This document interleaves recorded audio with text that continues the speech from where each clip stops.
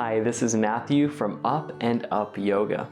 And before you ever step on a yoga mat or take a class, here are 10 things you should know about yoga. Number 1, know what yoga is. It isn't stretching, yoga pants, and looking cool.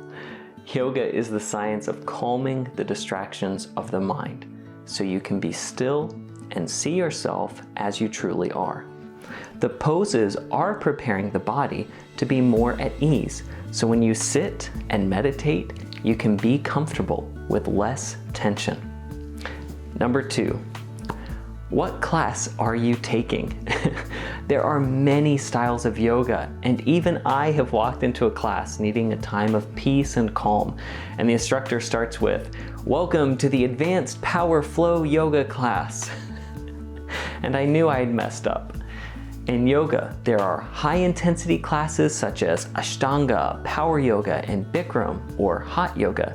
There are also mild classes such as Hatha Yoga, a gentle flow yoga, or Vinyasa flow, and others that still get your heart rate up, but in a steady and consistent way.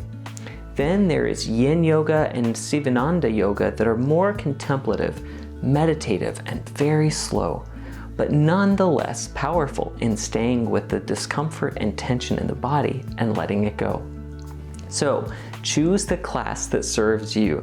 Take a little time to read about what the class is and make sure that it serves what you need for your day. Number 3, what to wear. For what to wear, it really does depend. Some people enjoy very tight clothing and yoga pants, but I prefer anything that is loose in the arms and legs so I can move freely throughout any of the poses without restriction. I recommend against overly baggy clothes, as this could be a bit odd during certain poses and posture sequences, and you don't have to wear anything fancy. As far as shoes and socks, you won't need any. Yoga is predominantly performed barefoot. And I've seen rare occasions where someone has used some socks that have like a sticky grip underneath to make it easier for the poses, but most of the time you don't need to do that.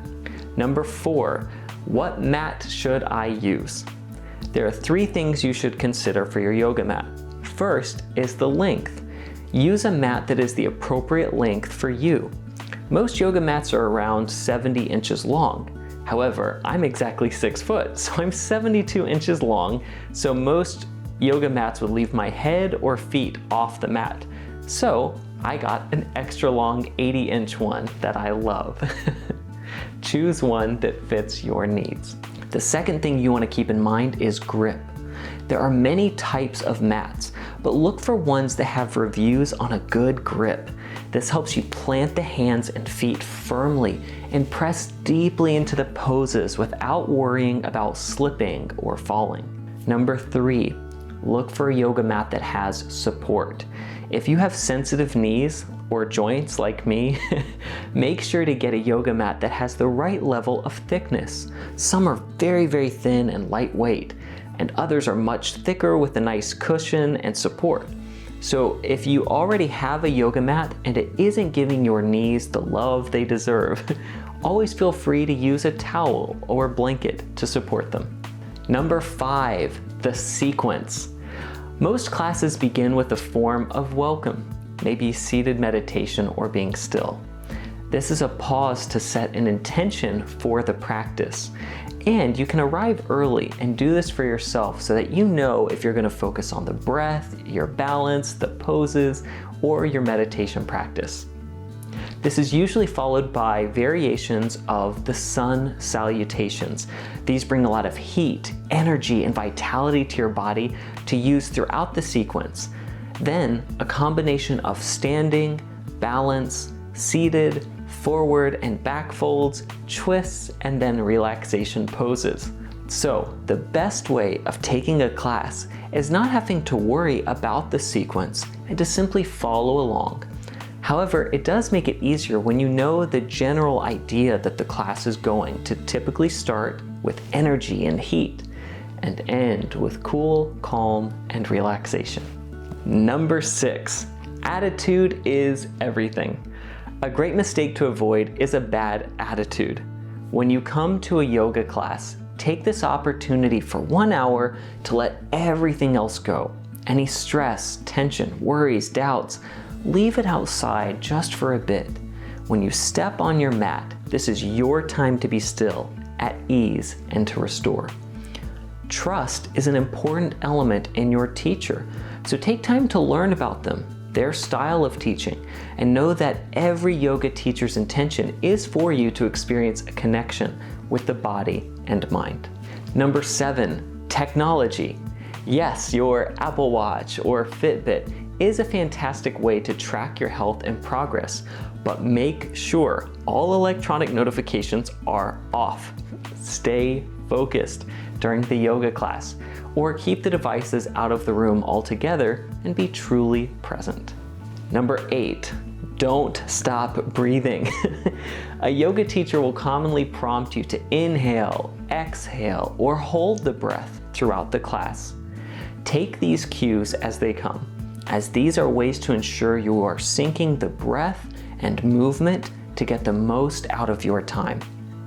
And if you catch yourself holding the breath or getting out of breath, slow down a little, as much as needed, and make sure you listen for directions from your yoga instructor. Number 9, use the restroom beforehand. It happens to all of us. We start a workout and then realize you need to use the facilities. Make sure you take care of anything like that beforehand so that your body isn't doing multiple jobs at once. A good rule of thumb is to practice yoga on an empty stomach first thing in the morning, or an hour or 2 after your last meal, so that your digestive system isn't trying to work at the same time. Number 10, these are actually the 2 key principles in yoga.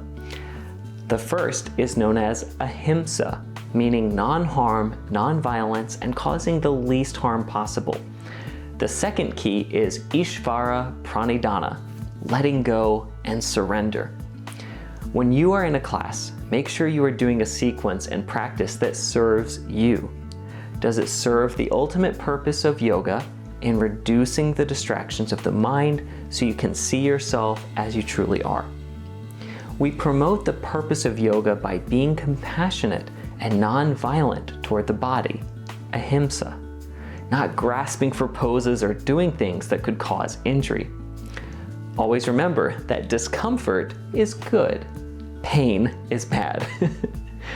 And then surrender and letting go, Ishvara Pranidana, is a great mindset to have as you notice temporary feelings and emotions that may come up during your routine. When you are in the mindset of letting go, it's a way to process some of these internal tensions that you may have been unaware of, and a great physical practice of breaking down the tension in the body so you can sit in meditation with ease and steadiness. If you follow these 10 tips, you will be more prepared and look like you know exactly what you're doing. If you'd like to start practicing yoga today and have a step-by-step guide to your own yoga routine, you can have this in just 10 days. Take the Courageous Yoga Challenge. To learn more, visit upandupyoga.com or click on the link below and start taking action toward being more confident and courageous in your yoga practice. Remember, if you can sit and breathe, you can do yoga. Namaste.